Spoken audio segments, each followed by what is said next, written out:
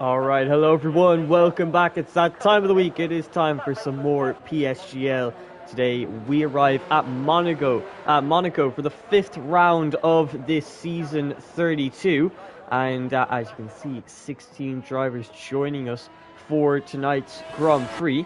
And I am your commentator, More Games. Sadly, Logan won't be joining me tonight, so I'll be flying solo for this Monaco qualifying session and for the Grand Prix itself. But this is now the 5th round of the season, and well, pretty much the halfway point. Obviously 11 rounds in this 32nd season of PSGL, and well, as we head into this round, Talent Factory Lars in the Alpine currently leading the championship by 14 points over Baki and Braders, who are both currently tied on 36 points compared to Talent Factory Lars' 50.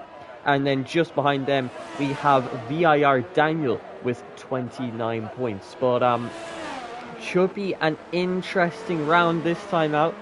Speed Fra obviously won the last Grand Prix in Canada. I'm not sure if he'll be joining us. I think he said he'll be late, so hopefully he can join halfway through qualifying. But as this qualifying session starts, Talent Factory Lars is coming through the final turn and getting ready to start his first lap time of the session. So let's ride on board to see what he can do into turn 1 now. And you can see trimming that curve as much as you possibly can as we make our way into the Chicano, or the Casino Square I should say, not the Chicano. And as you can see, really tricky and tight turns at this Monaco circuit, as we all know. And into the lowest hairpin now, and you can see just carrying a little bit, or quite a bit of speed, and it actually worked out quite well for him because he was able to get a decent exit out of there. Now through this right-hander as we make our way onto the tunnel straight, and quite a long one at this Monaco circuit. Obviously only one DRS straight at this circuit, so it's going to be quite difficult for overtakes coming through that chicane there. You can see cutting as much of the track as he can, and very quick left to right-hander here, followed by a bit of a chicane. You can see trying to ride that curve as it really raises the car, quite the sausage curve there. And now the final turn of the lap, Jordi sets a 112.2. Can Lars go faster across the line? I think he can, as he sets a 109.6, and that is the benchmark and the time that all of the other drivers now have to beat. So a decent banker time from the Alpine driver, able to find his way into the 109s. As you can see, Janu right behind him with a 110.1, so not into those 109s just yet, but not too far off either. A couple of other drivers currently setting lap times. So V2 currently coming through the final turn and getting ready to start his lap time. You can see Baki actually invalidated his lap time. He's not going to be too happy with himself after that one, but he is going for another lap time. You can see there's a car ahead of him. There's going to be real struggles to find clear air in this session, as it's a very short circuit and not a lot of runoff to allow other drivers to get past you. You can see the McLaren ahead of Baki is going to be giving him just the slightest bit of dirty air, as all the drivers around them try to get themselves out of the way. But you can see the first gear, probably the only circuit on the calendar where you'll find these drivers using the first gear in these F1 22 cars. Down the tunnel straight now, and into the chicane. You can see trying to get the car as close to the walls as possible. Those orange barriers is where you're aiming to get your tires as close as possible to.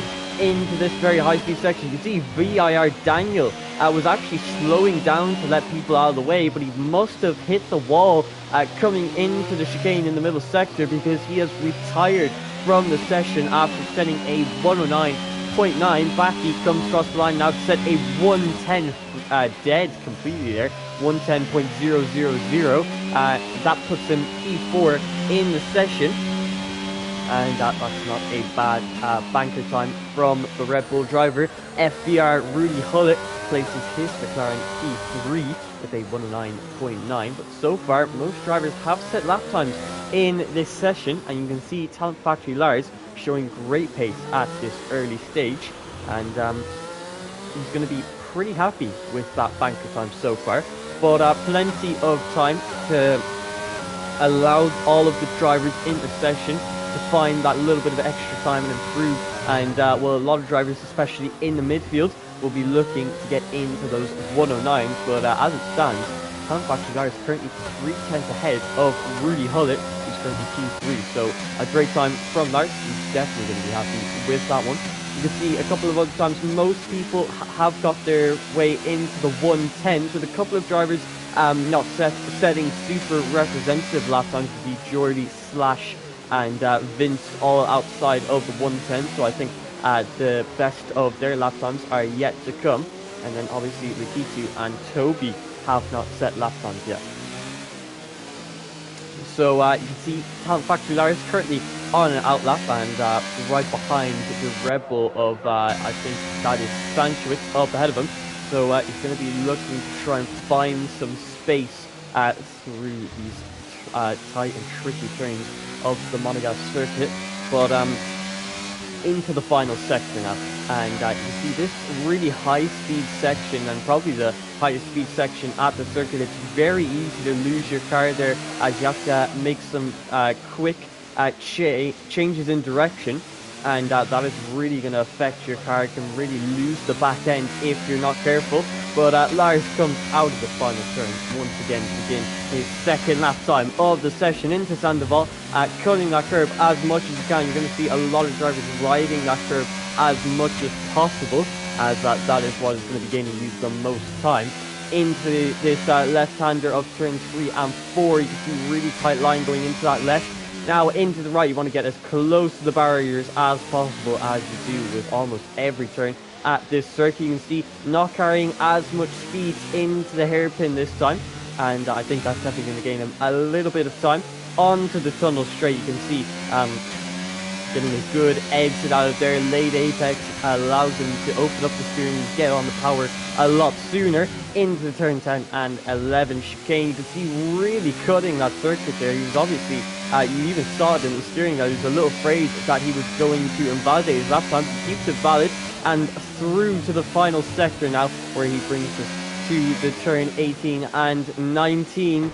And you can see he's actually hit the wall with his right rear tire there, and instantly decides to abandon the lap time. So with this circuit being so tight, there's a lot of turns where you can turn into the turn, and your rear tires actually are the ones that tend to hit the walls as you're going through the turns. So it's very easy to just clip the car and send you going backwards. So yeah, it's very, very easy to hit the barriers at this circuit, as I'm sure if any of you are league racers and you've ever raced at this circuit, you all know it's one of the trickiest on the calendar for most drivers. You can see Rudy Hullet is currently on a lap time and coming through the first sector, and a lot of drivers you can see struggling to get through these turns, and exit over entry is going to be a big thing at this circuit. Obviously, with a lot less long straights, you want to be getting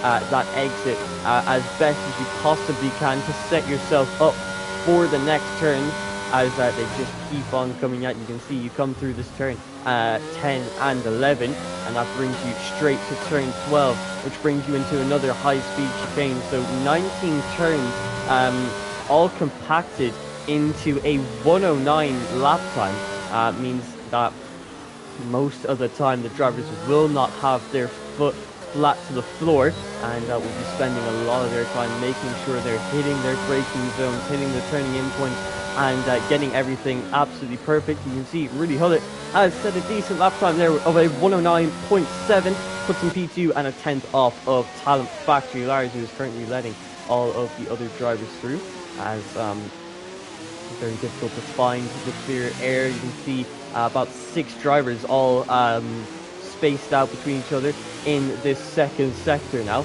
So Town Factory Lars is going to have to choose who is he going to let through, who is he going to try and overtake to set his lap time. And you can see he's probably going to let these next 4 cars through because there is a pocket of clear air. So yeah, really struggling to find the clear air patches, but actually deciding to stay out ahead of the Ferrari. There's a decent bit of a gap between himself and the Haas, although he now lets the Ferrari through. But so far in this session, we have Town Factory Lars in P1 with a 109.6 back. He sets a better lap time. He goes to a 109.7 as he is looking to come back to the pit lane and set another lap time. Rudy Hullet on a 109.7. VIR Daniel, he only set 1 lap time in this session, and he is the last man in the 109. So the top 4 are the only drivers who have set a 109. Iljanu, Sanchowitz, Thibaut, Had, Lakitu, Raders, Ifjerone, Vanderbreed, all in the 110s, and then Vince, Jordy, Slash, and Toby, who still actually has not set a lap time yet. And as I was saying, that he actually DNFs on his way into the second sector there, and you can see as we ride on board with Town Factory Lars, there is the McLaren. So Toby, I think we're definitely going to see some struggles for him in this session, although we're seeing a lot more now. Thibaut is retired from the session. His best lap time of 110.3, won't be able to improve upon that as he is now out of this qualifying session. So 3 retirements in a qualifying session, not something that you see too often, but with the drivers trying to push these limits as hard as they possibly can, it is very likely that they might hit a wall or two, and every now and again they might hit that wall a little too hard, and that is what has led to 3 retirements in this session. Meanwhile, Town Factory Lars able to keep it out of the wall. He is coming through turn 18 and 90 to round off his lap time. You can see really struggling in the final 2 turns there, and that is the second time where he's had a spin. So he's gone for 3 laps and has only set 1 lap time, and that was obviously his initial banker lap time. So 109.6 is his only time so far, and on his other 2 laps he's obviously been spinning out of turn 18 and 19, so really struggling there, and he'll hope to possibly find out what he's doing wrong. Obviously the first time clipped the wall on the inside, and then spun the rear wheels out of there the second time, so he needs to work on that and hopefully put a better lap time together. But even though he's only set 1 lap time in this session, he is still the fastest of any driver. But Baki currently drawn for P2 in the championship with Raders is on a 109.7 and looking to improve on that time, currently on an outlap. And well, speaking of Raders, currently down in P11 for Haas with a 110.5, so maybe a circuit that he struggles a little bit more at, and not a surprise to see, definitely, as I think a lot of drivers in this grid are currently struggling. 3 drivers have not yet found it in the 110s yet, let alone the 109s that the top 4 find themselves in. But Baki is coming through turn 1 now, and coming through this flat out section in the first sector, and then this high speed left hander, you can see try and get tight to the wall there, which sets him up nicely for the right. And down the hill, downhill braking zones, always very difficult, and very easy to lock a front wheel there. A little bit of wheel spin out of that turn 5, and you just see how slowly the cars go. Well, it feels slowly, more like 100 kilometers per hour through these turns, but the drivers just struggling to get through them. They want to get on the power, they want more grip, but just sadly do not have it at their disposal. You can see really getting close to the wall there on the exit of turn 11, but as we come through the high speed chicane, purple sector 2 in the 10th up on his 109.7, you can see just hitting the wall there on the exit of turn 16, and that might give him wing damage and cost him a little bit of time in these final turns. But is he improving on his time is the question. Across the line, he does not improve, so yeah, I do think he got wing damage on the exit of that turn 15 and 16 chicane, but he does now know that he has it in him to beat that 109.6. It's all about just putting the lap time together when it counts, which will be at the end of the session, which is arriving in just 3 minutes time. You can see Talent Factory Larry still in the pit lane and waiting for the perfect time to leave and get the best track evolution possible. Meanwhile, the Williams of Janu on a bit of a different running plan. He is currently coming through the final 2 turns and getting ready to set what will be his final lap time of the session, as he does not have enough time to complete an in-lap or a cool-down lap to go for another. So Janu coming through turn 1, currently the fastest out of all the drivers who are on a 1 minute 10 second lap time. And well, he'll be hoping to try and beat VIR Daniel's time. And obviously, you can see a little bit wide there, and he's actually decided to abandon the lap time there. Not sure if he got wing damage. If we ride off-board here and look at that camera, looking at that front wing, no visible front wing damage, but always a chance that there is minor damage to the car, which will still lose you quite a few tenths at this Monaco circuit, where the amount of speed you can carry through the turns is crucial. But Janu just not able to get into those 109s, and you can see letting the other drivers through. Brothers now set to 1:10.2, his final time of the session, puts in P6. VIR Daniel, who set his lap time at the very start of the session, was maintaining a good position. He's currently P4 after only setting a banker time. Talent Factory Lars, who only set a banker, is currently P1 with a 109.6. Rudy Hullett, though, is coming through the first sector. He's P3 and less than a tenth off of the provisional pole time. He'll be looking to try and catch up to that. You can see a little bit hesitant through that turn 3. That's definitely going to cost him a little bit of time. But into this hairpin now. And you can see getting really close to the wall on the exit, just cannot carry a lot of speed going into there. And you don't want to use the curb either on that hairpin, as any raised curbs really the car does not treat too well. So Rudy Hullett coming through the tunnel straight as if Jerome retires from the session. 1:10.7 will be his final time. You can see riding that curb just a little bit too much, and that has pretty much cost him his lap time there. Just bottomed out, completely lost all of the grip, and you can see trying to send it through there to gain any time possible, but cannot find an improvement. Meanwhile, Talent Factory Lars currently 9/1000 up on his time, so not a massive improvement, but not a minor one either. Well, quite a minor one actually, but it is everything at this circuit where improvement is so hard to come by. 9/1000s could be the difference between pole position and P2 through the final turn now. Opening the DRS for the only time in this lap time, and across the line. Can he set a faster? Yes, he can. He finds 4/10 in the final sector to go to a 109.2, an absolutely astonishing lap time there from Talent Factory Lars, which completely solidifies his position in pole position. Meanwhile, are there any other drivers on lap time? Sanchowitz hasn't validated his lap time. Lakitu is on a lap time and 2/10 up coming out of the first sector. So he has found a little bit of improvement and could still find more. He's on a 10.4. If he found 2/10, he would move all the way from P12 to P7. He's only got a few more turns to go here.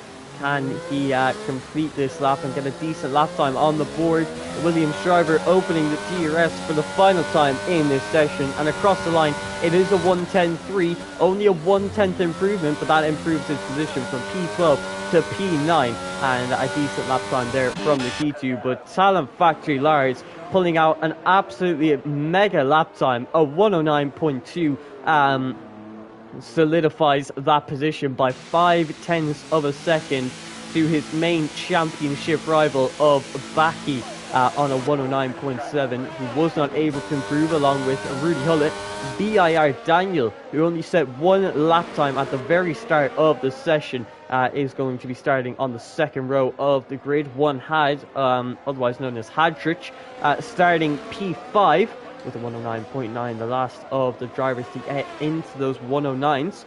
He'll be starting along Janu on the third row of the grid. Brothers starting P7 alongside Sanchowitz. Lakitu and Devo on the fifth row of the grid, and Vanderberg in P11.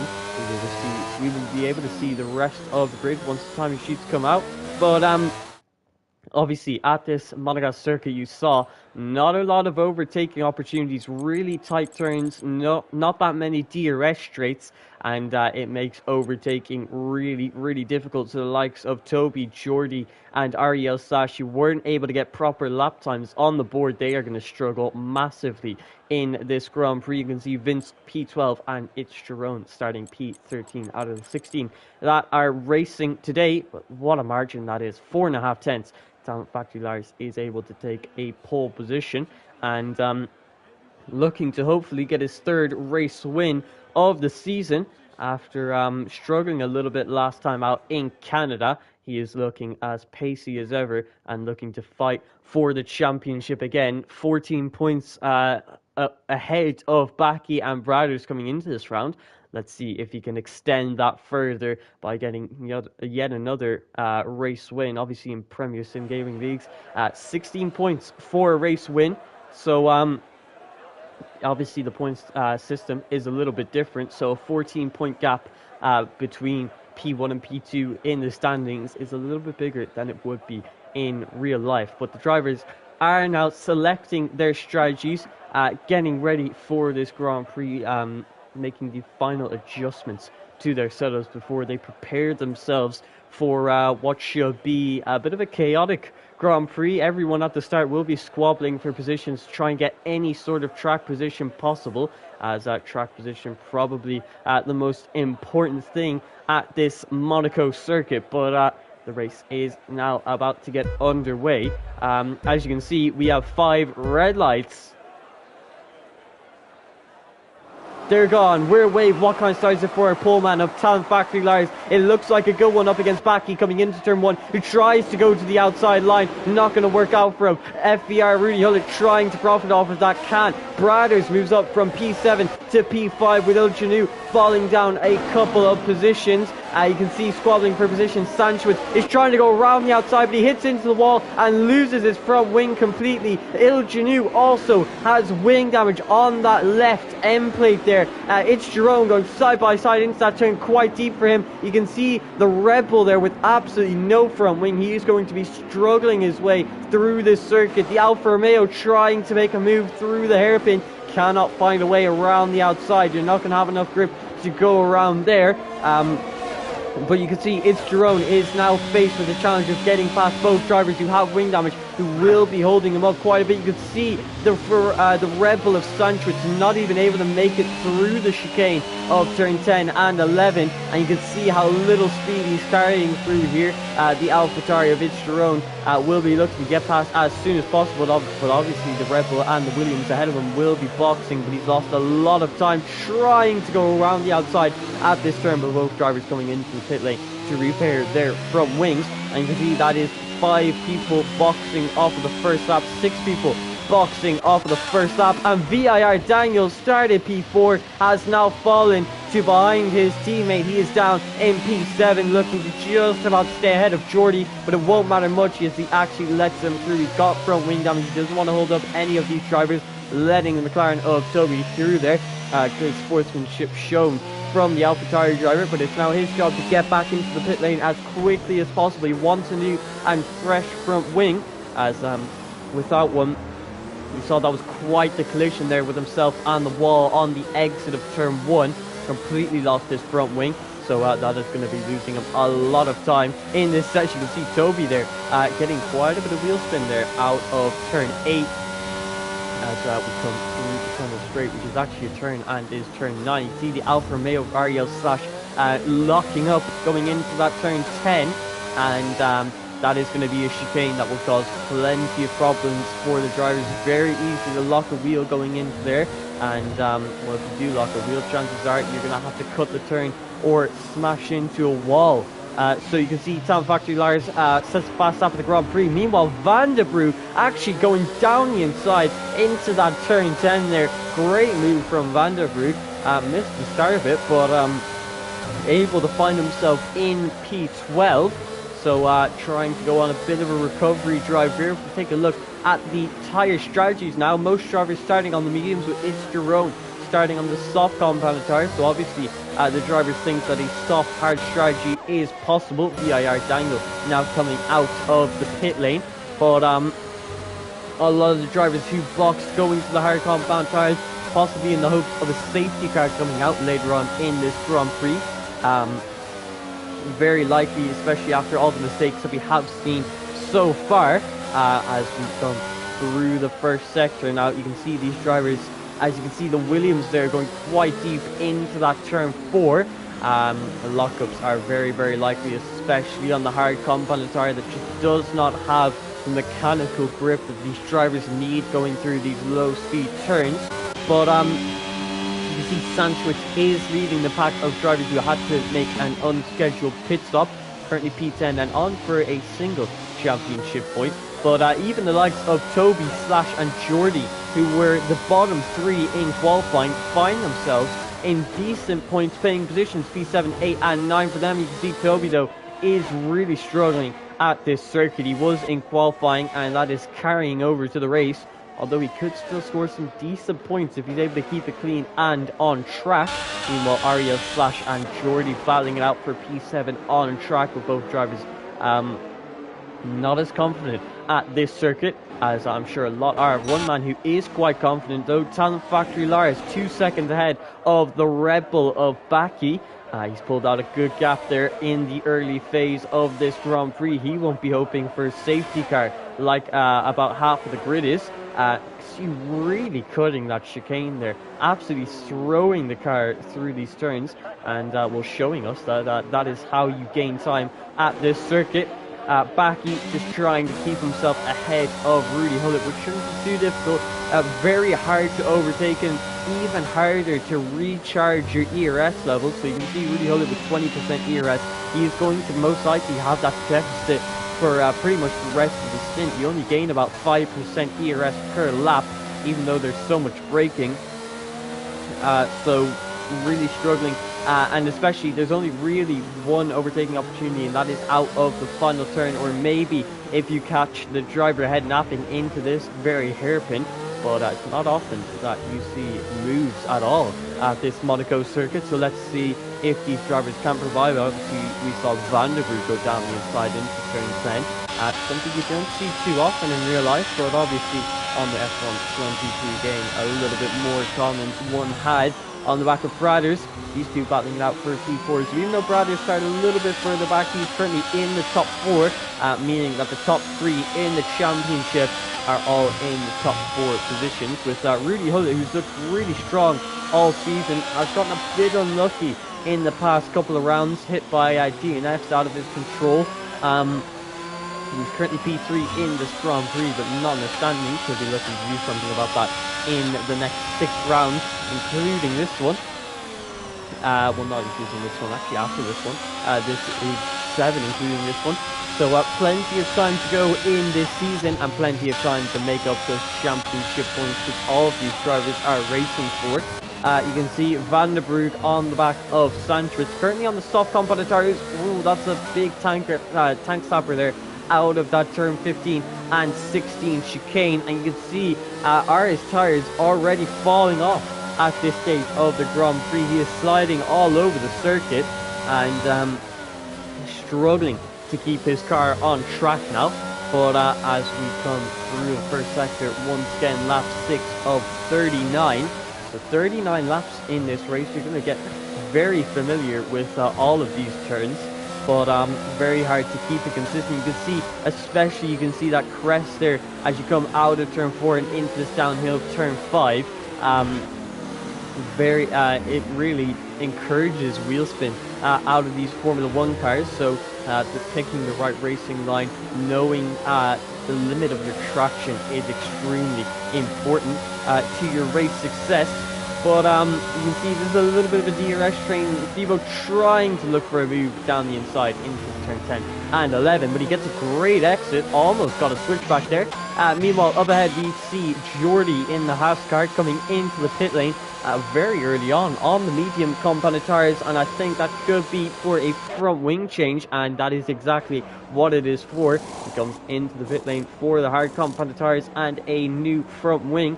So well, he's not the only driver who has gotten wing damage in this session. You can see anyone outside of the top 8 has actually gotten wing damage, and they've all had to make very early stops in where they usually would not have. But you can see he's going to actually come out just ahead of the AlphaTauri of Daniel, who has the warmer hard compound tires, but with little overtaking opportunities, I think Jordy will just about stay ahead, or maybe not. He goes very deep into that turn 3. Daniel's squeezing around the outside at turn 4 there. Very good racecraft shown to place his car around the outside of Jordy and make that move stick. That track position will be key, as he has got 7 seconds of clear air to the Aston Martin ahead of him, which he will definitely be using to his advantage. You can see Jordy still trying to get some heat into the tyres. A bit of wheel spin out of that turn 8 and through the tunnel straight. So you see a lot of drivers not really in close proximity of each other. Obviously we have this battle for P10, but with Vandenberg on the softs, you can see he's up 2.3 seconds the hard runner of Sanchowitz. So when is he actually going to decide to box here? Could possibly be stretching it to try and go to the mediums, but if I'm not mistaken, it's been quite a while since I've raced at this Monaco circuit, as not too often you see it on a race calendar, but PSGL is quite fond of this historic circuit. I think the hards only last about 28 laps, so maybe he's trying to push these cars until lap 11 to where he can comfortably make it until the end of the Grand Prix. For obviously this track where the mechanical grip is used the most, there's a lot of tire wear, but I didn't even notice that Thibaut trying to go down the inside into the hairpin, and you can see he's hit into the wall on the exit, and the Williams or Janou getting wheel spin out of that turn. You can see bumping into each other in the on a straight. Janou hits into the wall, retires from the section. Thibaut obviously wasn't very happy, and the full course safety car has been released, and I think that might be a post-race penalty headed Thibaut's way, as yeah, you can see trying to leave space, but that turn 9, which is almost like a straight, the tunnel straight, very difficult to place your car and to fit 2 cars through it, and obviously Thibaut wasn't able to do that and just bumped Janou into the wall, so Janou won't be happy with that. He was actually on for some points in this session, but no longer, and you can see Thibaut's teammate Vince actually retired from the session at the very same time. But a lot of drivers coming into the pit lane. Obviously the top 6 weren't able to react in time, so the safety car came out a little bit later. You can see the safety car is actually behind Ariel Slash, so it was called out while he was passing the pit entrance. But as they arrive at the pit entrance, I think everyone in the top 6 will be coming into the pit lane, getting the hard compound of tyre onto their car, which should definitely be able to make it to the end of the race. I said 28 laps, but usually you're able to stretch those hard compound of tyres just a little bit longer. And when this opportunity of a safety car arises, you really have to take it, otherwise you will be losing out on a lot. The one man who doesn't think so is One Had, who thinks that maybe track position is the way to go. Usually it is, but this does mean he is going to have to take an extra pit stop compared to the drivers around him. We'll have to see if it plays out for him, but yeah, being a pit stop down, he's obviously going to lose a lot of time once he does actually have to box, which should actually be quite soon. Maybe I think the mediums can go 15, possibly 20 laps if you stretch them long enough. But I think he's going to be boxing soon anyway, so interesting to see. He stays out on the medium compound tyres. We'll have to see if that works out for him. He is now caught up to the back of the safety car, which will be leading him through the rest of these 2 sectors as we wait for the rest of the drivers to catch up. You can see Jordy, currently P14, he'll be trying to catch up to the safety car. Almost a lap down, but thankfully was able to box and still get out on the lead lap. So he's going to be battling with the likes of Thibaut. Although if you look at the time penalties here, Jordy and Thibaut have 3-second time penalties, but Toby actually has a drive-through penalty. He must have been speeding under the safety car. So he's as you can see, 100 is coming into the pit, and they're not actually showing up on the timing screen.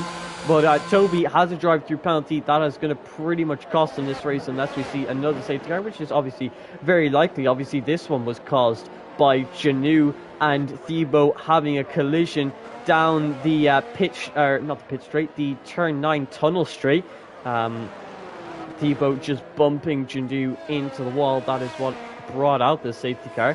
And incidents like that are quite common at this circuit, so every chance there will be another safety car, but that drive-through penalty just puts Toby on the back foot, so he's going to be struggling that little bit more for the rest of the Grand Prix. But pretty much all the drivers now catching up to the safety car. We currently have the same top 4. Tom Factory Lars leads this Grand Prix. Backy right behind him in P2. Rudy Hullett looking to get a podium in this race, with Brothers in P4. He'll try to get onto that podium, but overtaking is going to be very, very difficult, especially without the power of DRS down the pit straight for the first 3 laps after the safety car comes in. Yeah, actually, someone mentioning it there in the chat, actually, Speed Fra wasn't able to make it to the session. I think he was meant to come, but obviously maybe just got his timing wrong, or something came up, as he sadly wasn't able to make it to the session, which is a shame because he won the last time out at the Canadian Grand Prix. So a shame that he wasn't able to race this time. He showed great pace last week out. He actually does have a full-time seat now, as someone left the league, so he was promoted to the Alfa Romeo full-time seat. I think another man who was promoted to a full-time seat is Thibaut, currently P14 for Aston Martin. He is now an Aston Martin full-time driver, so both drivers getting to show their potential in this Formula 5 division. But this should be the final lap of the safety car now. If we just wait for Jordi and Thibaut and also Van der Broek to catch up to the safety car. Those 3 on the medium compounded tyres, so I don't think those tyres are going to last until the end of the Grand Prix, along with the likes of Sanchowitz, Daniel and Lakitu, all not on the hard compounded tyres, but worn hard compounded tyres, so could possibly make it to the end of the Grand Prix, but yeah, it's going to be very, very difficult to stretch these tyres for pretty much the whole 39 laps. Someone's saying Speed for actually burned his hands, which is why he couldn't come. So wishing him a speedy recovery, and hopefully he'll be back for next round if he recovers nicely from that. But he is definitely good potential in this division to fight for more race wins if he can keep on doing what he did last time out in Canada.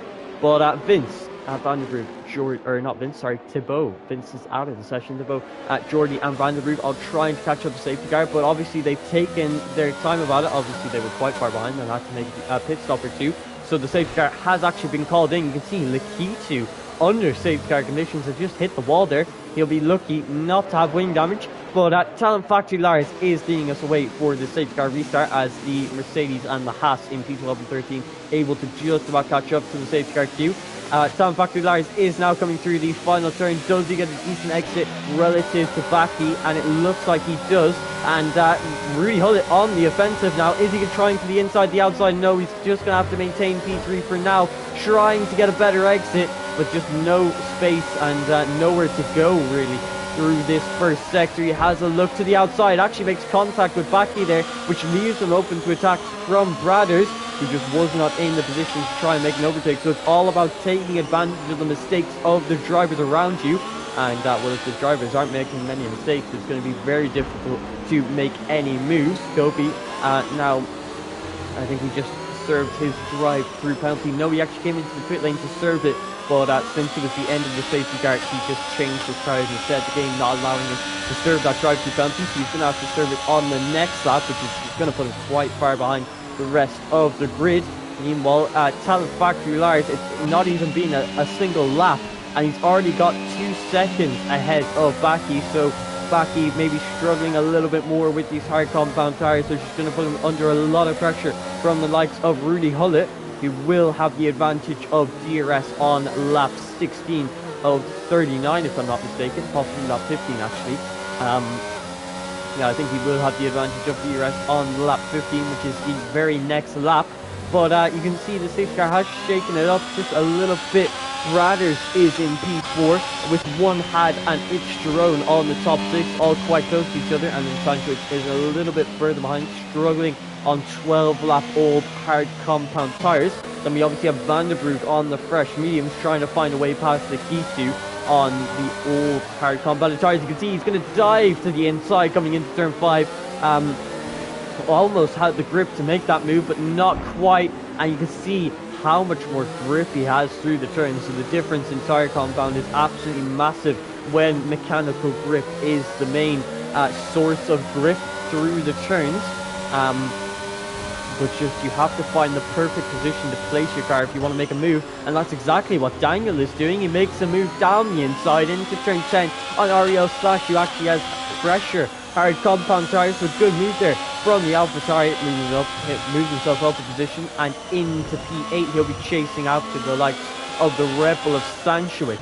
Meanwhile, Rudy Hullett is pulling away from the Haas car of Brothers behind him, and you can see DRS is now enabled. So yeah, Rudy Hullett will have the advantage of DRS on lap 16 of 39 as we reach well, not reach, but getting close to the halfway stage in this Grand Prix. One had putting plenty of pressure under the Haas car of Brothers. Another Haas car who's making a move of his own is Jordy, making the move on Vandenbroek and up into P11 now. Vandenbroek is trying to find a way back past, but it looks like these three locked in a battle here for P10 and the championship point. You can see Vandenbroek breaking quite late, made a bit of heavy contact there with Jordy, so hopefully that hasn't given him wing damage. You can see doing it again, and in a very dangerous place. So Vandenbroek just carrying a little bit too much speed into these turns and not factoring in that there are drivers ahead of him. So obviously you have to carry in a lot less speed with since there's dirty air, and obviously their racing line is going to affect yours as well. So you can see Jordy's actually hit the wall there on the exit of turn 12. I think that's given him wing damage, and well, that has definitely given him wing damage there on the exit of turn 15 and 16. He's going to have to box for a new front wing. You can see Vandenbroek drifting through the turns now.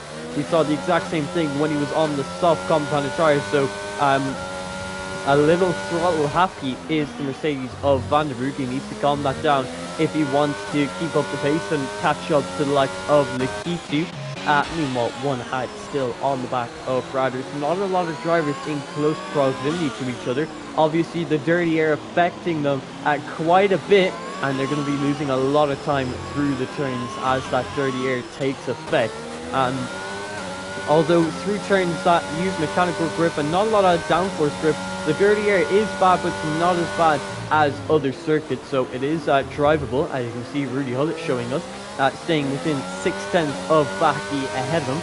I'm sure he'd love to get a P2 in this round, and he's quite close to doing so, but the fact that Baki has track position is going to give him a very big advantage. Meanwhile, Jordy, I think he had a little bit of a spin there at turn 5. He's not going to be happy with himself after that one, obviously having to box for a new front wing, and slightly worn hard compound tires, which will take him until the end of the Grand Prix. He now needs to put his head down and push on, try and gain some time and hope for a safety car. You can see completely cutting the chicane there with a big lockup, gives him a 3-second time penalty and yet another one. And you see he might actually have wing damage. Yes, he's completely broken his front wing there. That must have been contact on the inside of turn 10. So he's actually going to have to box for 2 laps in a row. Meanwhile, Vandenbroek getting very close to the back of Nikitu, putting him under a lot of pressure. Nikitu went deep into turn 5. That's allowing the Mercedes to get up into P10 and in the top 10 and on for a single championship point in this session.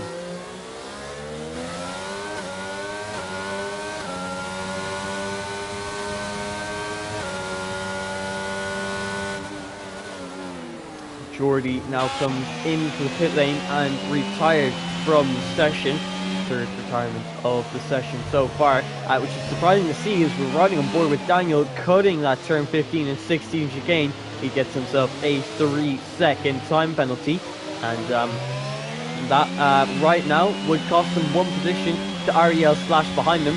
He needs to push on and hope that he has better pace than Slash, but if he wants to show that pace, he needs to get past the likes of Sanchez, who's just ahead of him. Obviously, you can see that is the Haas car of Jordy going through there.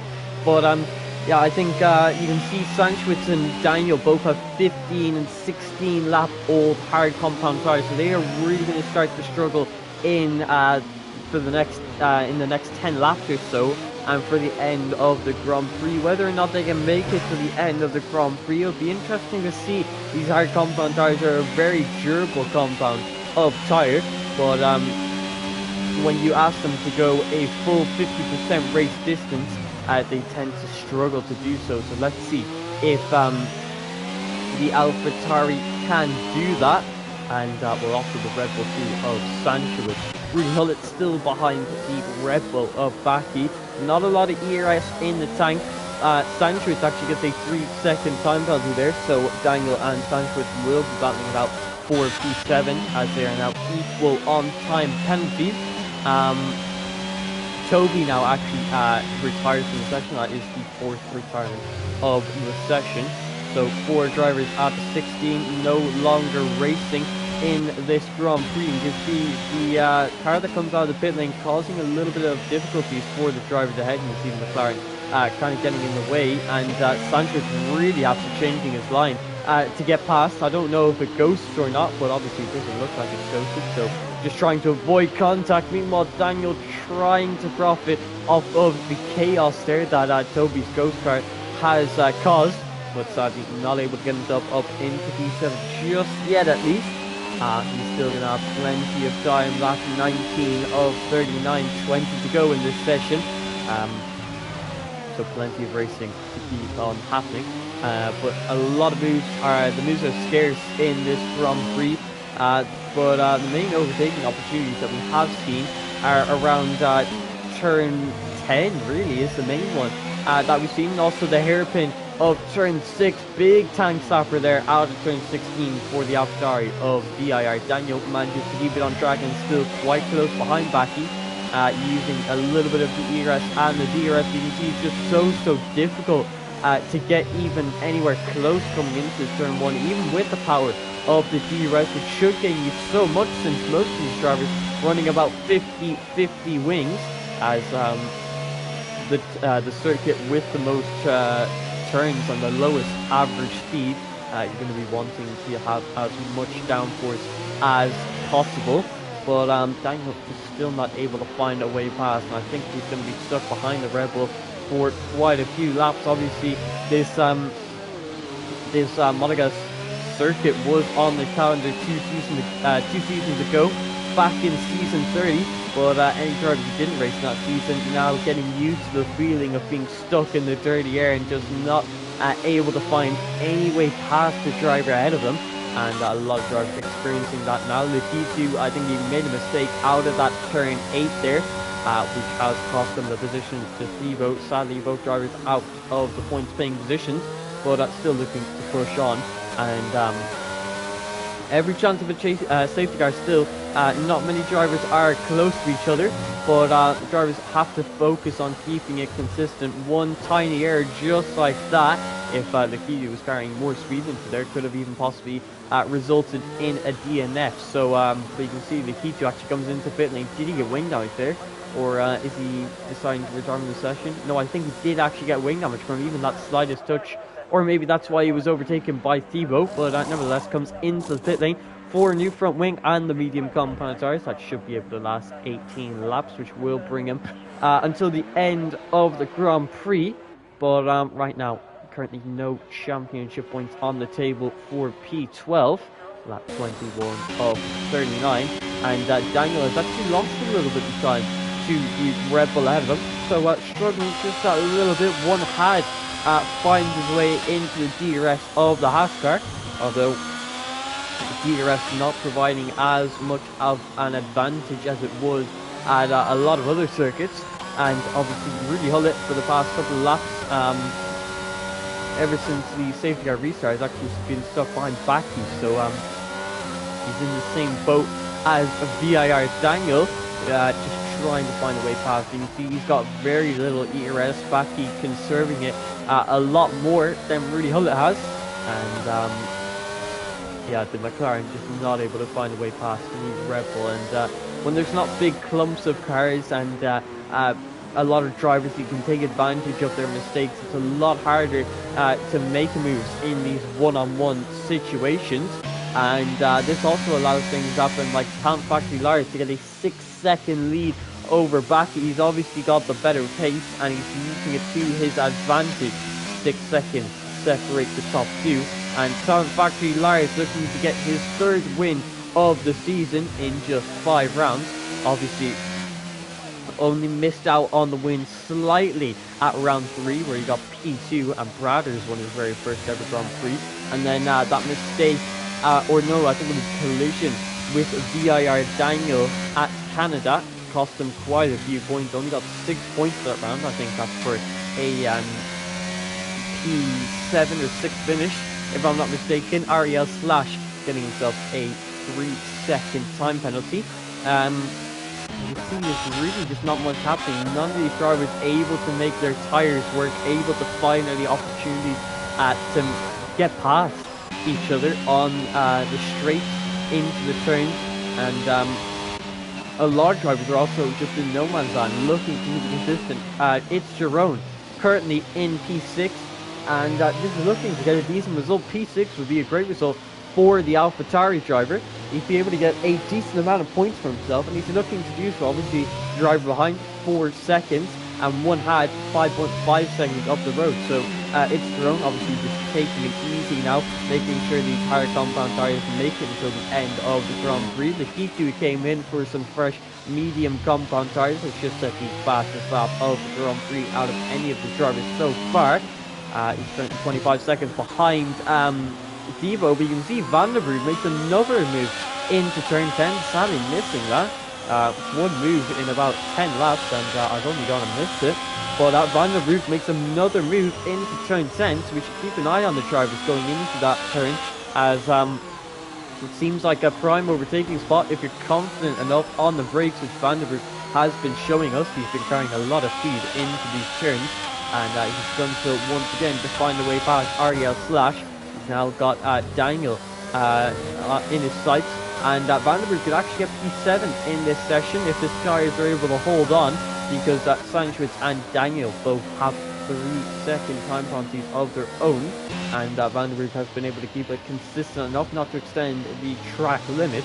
Although it's very rare that you actually extend the track limit, since the walls are usually the limits of this circuit. The only real place where you can extend the track limits is obviously this turn 10, 11 chicane we're coming up to, the turn 15 and 16 chicane.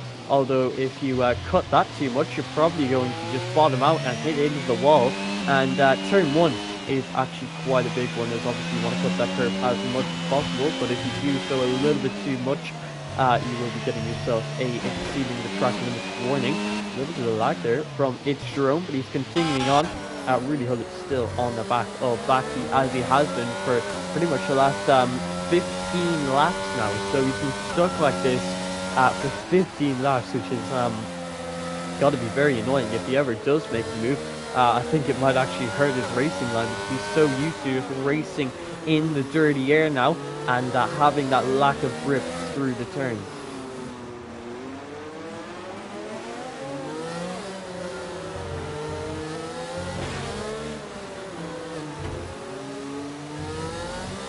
You can see actually riding on board there with Rudy Hullett. He's hit a couple of the balls, and he's actually lost some DRS to Baki ahead of him.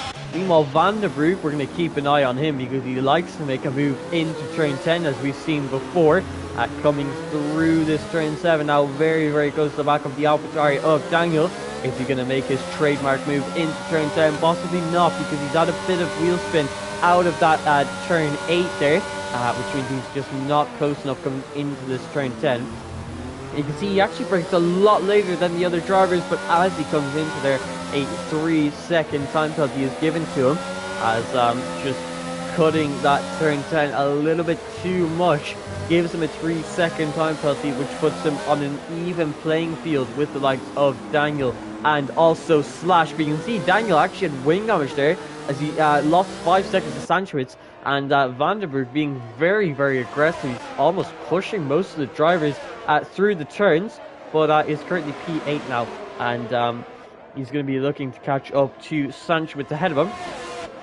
But yeah, Daniel had to box there for a fresh front wing and fresh medium tyres too, as he obviously made a mistake, which cost him 5 seconds as Sanchowitz ahead. And Sanchowitz has a 3-second time penalty, but most drivers behind him also have 3-second time penalties, so he'll be looking to maintain that P7 position, although it'll be difficult to do so. Lap 26 of 39, and he is on 24 lap old hard compound tyres. He's been on this compound for pretty much the entire race so far. Can he extend it just a little bit more to make it until the end of the Grand Prix? Rudy Hullet now just trying to recover and get himself back into the DRS of Abati. But you can see he's a little bit off yet, and really struggling with the walls. He's actually hitting into quite a few of them throughout the sectors, and he'll be lucky not to get wing damage, so he needs to make sure that he keeps his car out of the walls, because if he gets a little too close, he might have to box, because he has actually got pressure from behind. Bradders is only 1.4 seconds off of this battle. I don't know if the gap has been that big all the time, but they haven't had much pressure until now. But ever since Rudy Hullet has lost the DRS, he's been losing a bit of time to Bradders behind him. Down Factor Lars in the Alpine, still 7 seconds out in front. And he is absolutely cruising, and will be for the next 13 laps to this Grand Prix victory. It will be his third of the season if he can do so. But with 12 laps to go, the drivers are going to start to get a little bit more aggressive for those track positions. And if you see a dodgy dive-bomber forward too, that could result in a safety car, which would absolutely ruin the lead that Tom Factory Lars has built up. Bradders 1.1 second off of the back of Rudy Hullet, and 1 second off of Bradders. So these three are starting to get quite close now on lap 28 of 39. If they all get into a bit of a DRS train, which probably won't form for long, as the DRS doesn't give you a massive advantage, but if they can all keep up with each other, I think we could see a little bit of a battle for a podium, because usually in one-on-one situations it is very hard to make a move at all. But once you get three drivers into the equation, that is when your chance of making a move is a lot higher, because the two drivers you're battling with can obviously both make mistakes, and if they do, they can hold each other up, which is going to allow you to hopefully make a move on them and gain some track position.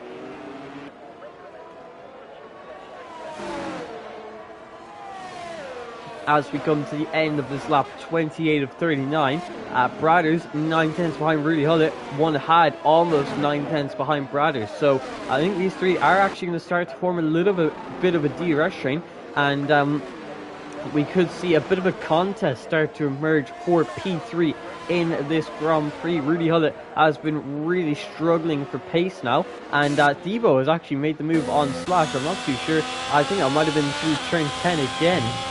Just like a bit of a Vandenberg move there. I'm not sure if Slash has wing damage as he comes through turn 18 and 19. Does he come into the pit lane? Does he stay out? And yes, he does come into the pit lane. So I think he did get a bit of wing damage there, and that is why he's been overtaken by Thibaut.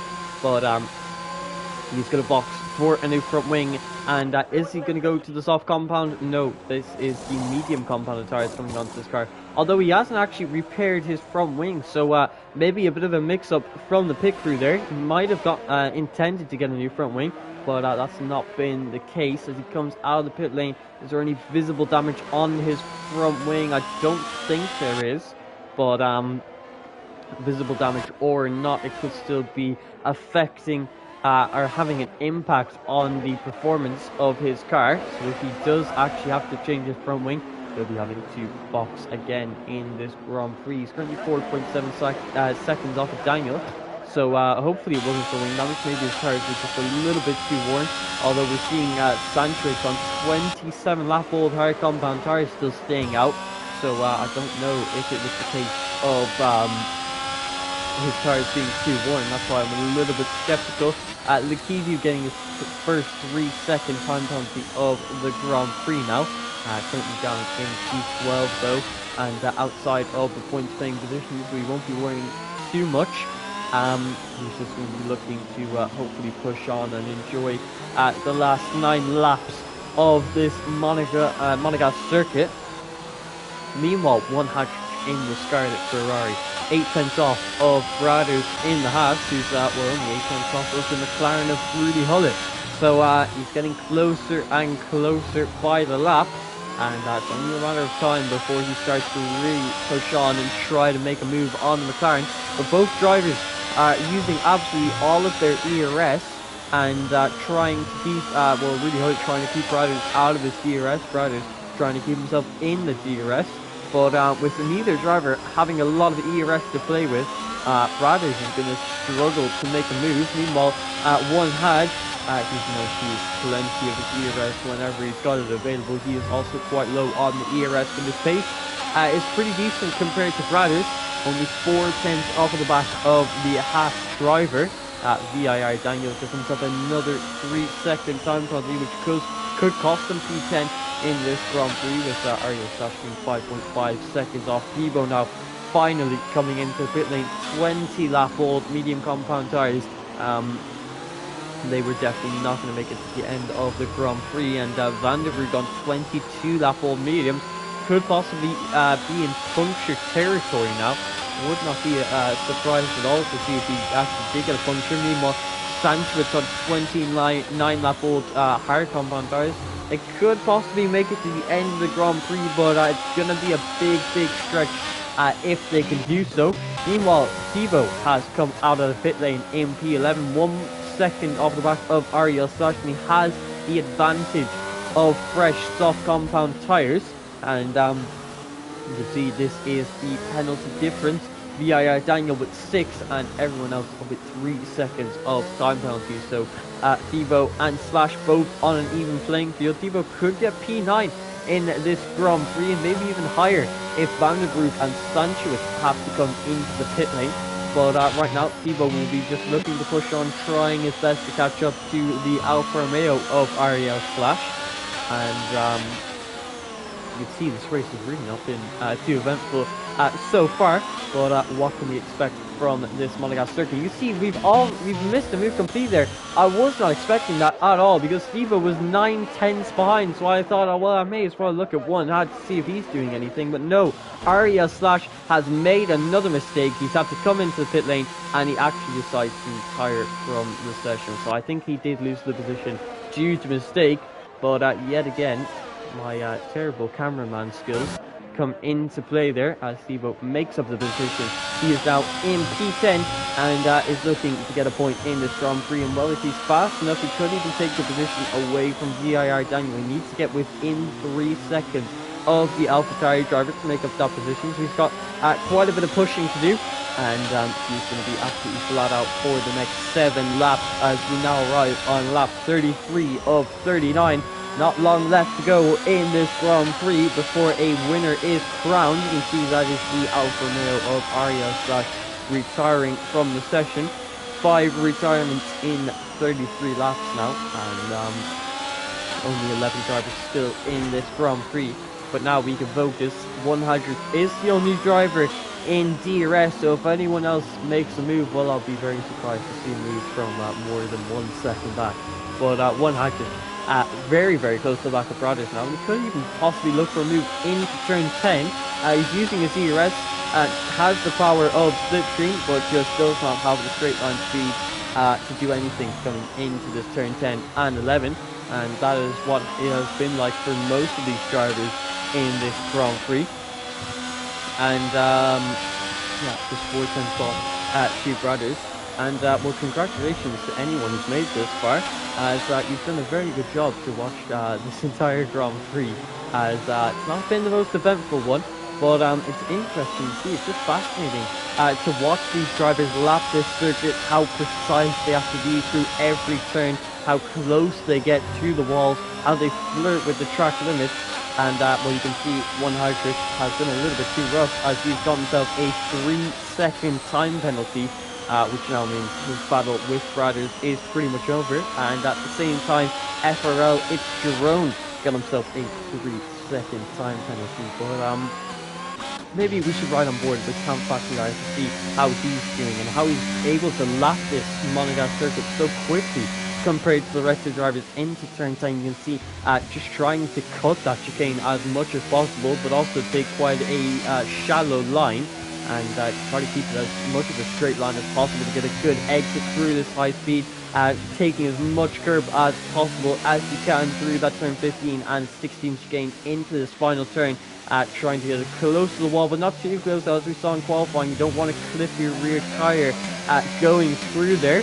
And then into this turn 1, flat to the floor as we try to cut this curb as much as we can. Just a little bit of that red and white curb on the exit, and then flat out through this very smooth with the steering before you bring it into turn 3. Now turn 4, hitting that apex, bring as much speed. Don't want to hit that crest on the left hand side of the track. But while all that's happening, well, not all that, but as Town Factory Lights is lapping the circuit, VII Daniel is completely backwards. So yeah, I think he has actually clipped his rear tire there on the wall coming into turn 10.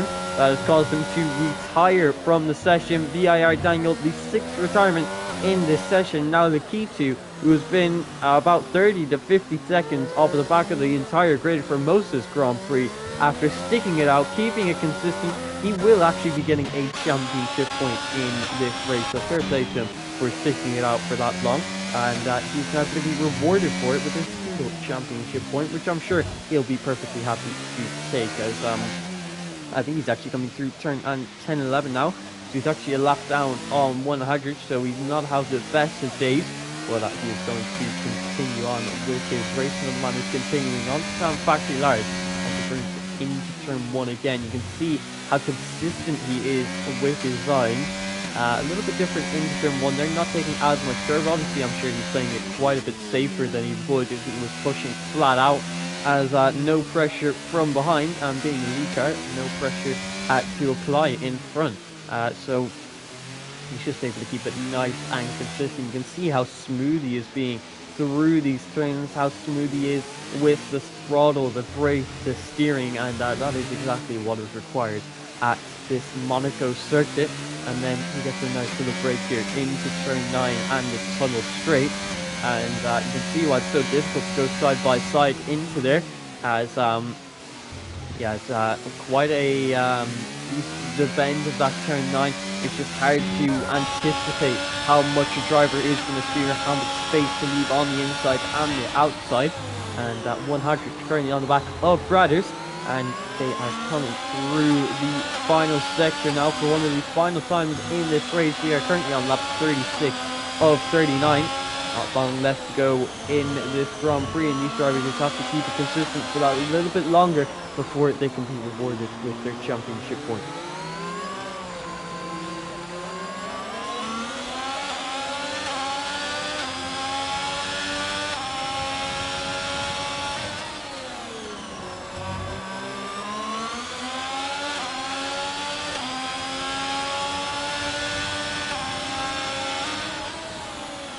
We now arrive on lap 37 of 39. There's not too long left to go in this Grand Prix. Just 4 more laps of racing, including this one. And the tyres are going to start to get quite worn now. You can see Van der Broek had a 10-second gap to Thibaut behind him, but at 28 lap all medium compound tyres, I'm extremely surprised he's been able to nurture these tyres to this point in the Grand Prix. And you can see visibly not a massive amount of wear. There is a bit of graining on that front right, and actually as you get a bit of a clearer view of it, the tyre wear does visibly look quite bad. You can see that line on the tyre there showing you that it is quite worn, and that Sanchez has a bit of the same problem, although all drivers now have that line on their right front tyre. But I think it'll be affecting the likes of Van der Broek and Sanchez just that little bit more. Although Van der Broek is keeping up a decent pace relative to the Aston Martin of Thibaut behind him. So he could still finish P8 in this Grand Prix. Obviously, Um, if you take a look at the time penalties here, 3 seconds for any driver who does have a time penalty, which is anyone outside of the top 4. So he is on an even playing field with Thibaut. So Thibaut has to catch up 5.3 seconds and then overtake him.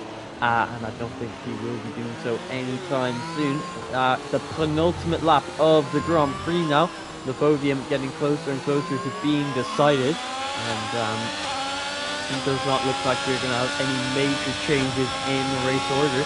Unless anyone makes a major mistake, which would be quite devastating to see, obviously, in the final 2 laps of this Grand Prix with those 2 drivers on the circuit, one Had and Brothers, and Georgie actually even the session there. He's actually been sessioning ever since he retired. But Tom Factory Liars is now coming onto the pit straight and getting ready to start his final lap of the Grand Prix. And well, let's see, can one Hadrich possibly make anything happen coming into this turn 1, using all of his ERS to try and look for a move, but simply just does not have the straight line speed. And his only other overtaking opportunity would be turn 10, but he's going to have to push quite hard and get very close out of that turn 9 tunnel straight if he wants to make a move into there. Meanwhile, Talon Factory Lars, Baki and Rudy Hullett make up the podium. For Rudy Hullett, who's a driver who's been looking so strong this season. But actually, as I'm speaking about that, never mind, FRL, it's Jerome has had a mistake through the final few turns. He's completely lost his front wing, and he is now going to be under pressure from Vandenberg for the rest of this lap time. And we'll have to see. But yeah, as I was saying with Rudy Hullett, he's been very strong this season, but only got 1 podium to his name. Meanwhile, Tam Factory Lars is coming through the final few turns now for the final time, the 39th time in this Grand Prix. And as he comes across the pit straight, Talon Factory Lars drives to the win. He gets his 3rd win in this season, 32 in the Formula 5 tier. A great drive from Talon Factory Lars, an absolutely dominant 8.9 second lead over Baki, the main championship rival that Talon Factory Lars has. He finishes P2, another consistent result from the Red Bull driver. Rudy Hullett gets his 2nd podium of the season. A driver who's only ever finished on the podium. He's either DNF'd or finished on the podium. Obviously got P2 at round 2 and getting P3 now here at round 5 at Monaco. Brothers finishes P4, loses a bit of few championship points to Baki and Lars, but thankfully not too many. One Had finishes P5. And 3.6 seconds off Brothers, obviously, because of his time penalty. Sanchowitz on 38 lap old hard compound tires, which he used for pretty much the entire Grand Prix, is able to make it to the end and in P6, with Jerome finishing P7 after that last lap mistake and completely breaking his front wing. Still able to bring it home in P7, although he definitely could have gotten P6. A shame to see that they make it so late on in the Grand Prix, but nevertheless, I think he will be happy with P7. Only losing 1 position because of it isn't too bad. Vandenberg finishing behind him in P8. Thibaut in P9 and Lakitu rounding out the top 10 and the drivers who finished this Grand Prix. You can see Lars onto the top step of the podium now as he wins the Monaco Grand Prix, 3rd of the season, solidifying his championship lead. And heading into the second half of this season, he's going to have quite the advantage over Baki and Brothers. The Brothers only losing 3 points, or no, 4 points, I should say, to Lars ahead of him. So the gap between them is now 18 points, which is more than a race win.